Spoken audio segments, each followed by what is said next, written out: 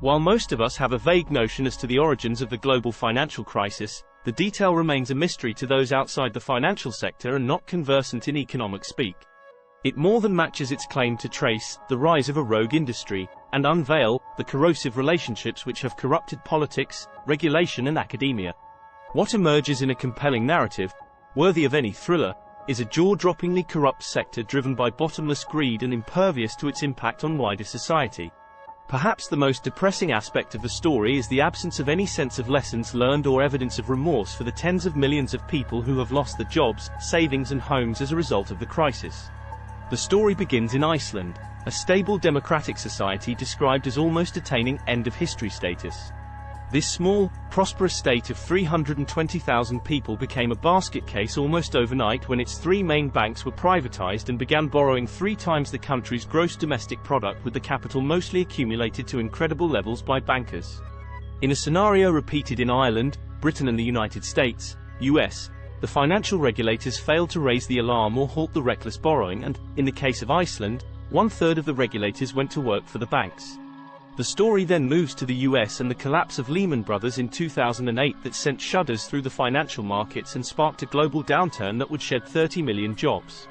Like all good documentaries, Inside Job contextualizes its subject and traces the origins of the 2008 collapse to the unraveling of financial regulation in the US initiated by the Reagan administration but continued by his successors irrespective of party affiliation. The financial sector is likened to an oil tanker with separate compartments to afford protection and prevent disaster. Thus, speculative investment compartments were separated from savings and pensions to ensure the security of depositors' money but also the probity and liquidity of financial institutions. From the 1980s onward, deregulation dismantled the compartmentalization of the sector, most lucratively in the housing sector, which experienced a huge acceleration in mortgage approvals to borrowers who were out of their financial depth. The financial bubble that led to the collapse in 2008 resulted from a breakdown in the securitization food chain, which was the traditional practice of borrowers securing a loan for a mortgage and then paying it back to a financial institution over a specified period with interest. In the post-Reagan period of deregulation, the investment banks or lenders sold the loans to investors who in turn gambled trillions of dollars on the unregulated market. When loans are offloaded to the private sector, the lender is no longer concerned as to the quality of the loan or the borrower's capacity to repay.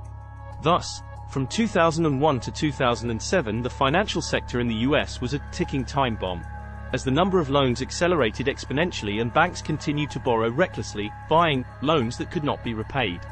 This borrowing bonanza and credit bubble was facilitated and abetted within the sector by Alan Greenspan, the chair of the Federal Reserve, America's central bank, who resisted the regulation of derivatives, the selling of loans to investors, and refused to downgrade the credit rating of banks on the brink of collapse. Lehman Brothers, for instance, held a AA rating when it failed, and the mortgage lender Fannie Mae and Freddie Mac held a AAA rating at the time of the collapse. Further negligence was evident in the leverage of the largest banks, which is the amount borrowed relative to the bank's own money. In some cases this ratio was 33-1. Meaning that some banks were borrowing 33 times their own holdings, leaving them hopelessly overextended when the bubble burst. In addition to the failings of the sector to regulate itself, Inside Job identifies 2 other factors crucial to the financial collapse and the failure to prevent it. First, there is what one witness describes as a Wall Street government, which proactively removed the layers of government scrutiny of the sector and its means of protecting account holders and lenders. This is largely the consequence of key government appointments being offered to high-ranking sector insiders. For example, President George Bush Jr.'s Secretary of the Treasury Henry Paulson was a former chief executive officer, CEO, with investment bank Goldman Sachs.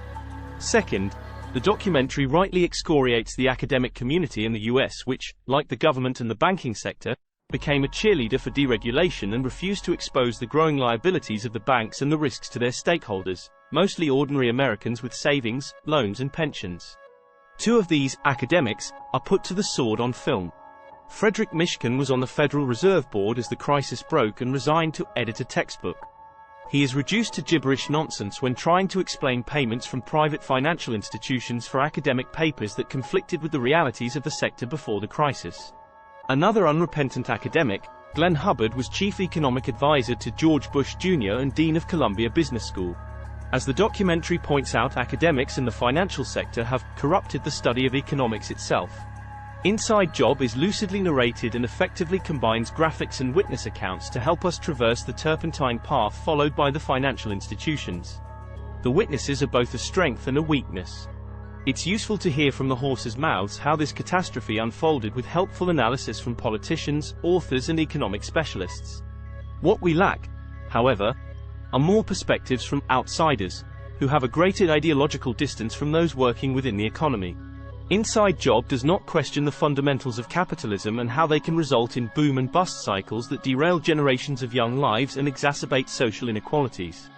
This is a film appealing for a return to sounder economic stewardship and tighter regulation rather than searching for alternative models of managing our economies. Indeed, such is the range of perspectives offered by Inside Job that the International Monetary Fund, IMF, the co-author of the debt crisis in many developing countries since the 1970s, is proffered as a voice of sanity and financial soundness amidst the surrounding madness. Indeed, former IMF chief executive Dominique Strauss-Kahn and his successor Christine Lagarde are among the witnesses interviewed. The film also needed to offer more of a voice to those who have been rendered homeless and penniless by the banks. We see a tented city in Florida now home to many Americans left homeless after 6 million foreclosures in 2010 with another 10 million predicted for 2011. Inside Job is undoubtedly at its best when probing the banking sector and the Type A personalities that led it to collapse. These impulsive and risk-taking Wall Street tyros often extended their amoral behavior to using prostitutes and cocaine, believing themselves to be invulnerable to any form of legal or moral accountability. This ultimately proved to be the case, with not a single criminal prosecution reported of any of the financial executives complicit in the financial collapse. The legacy of the collapse is that inequality is higher in the US than any other developed society, and many of the banks, like JP Morgan, are bigger now than before the crisis through a process of consolidation.